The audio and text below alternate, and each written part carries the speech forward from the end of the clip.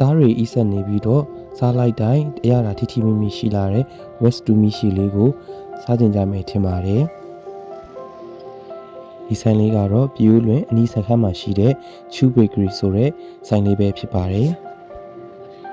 ဟယ်လိုအားလုံးပဲမင်္ဂလာပါကိုပြေပါဒီနေ့ကတော့ပြည်ဦးလွင်အနီးစခန်းမှာရှိတဲ့ Chu Bakery ဆိုတဲ့ဆိုင်လေးမှာခါတိုင်းစားနေကြ West to Me ရှိလေးနဲ့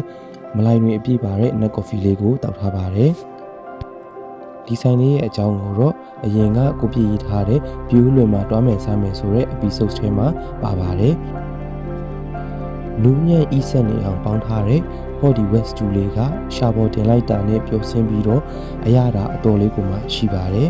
ပြီးရရင်တော့လူနဲ့တွေ့ဖက်ထားတဲ့ခုမီရှီလေးကလည်းအတော်လေးကိုမှကောင်းပါတယ်ပြီးရင်တော့အခုလိုမျိုးမလိုက်တွေအပြည့်ပါနေတဲ့ nut coffee လေးကိုလည်းမတောက်မဖြစ်တောက်ခဲ့ဖို့မမေ့ပါနဲ့နော်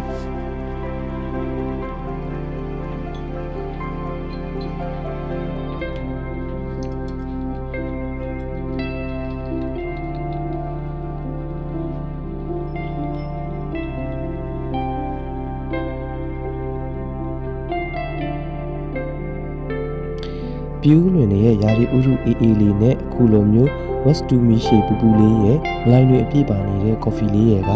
တကယ်ကိုမှအတွဲဆက်မိလာပါတယ်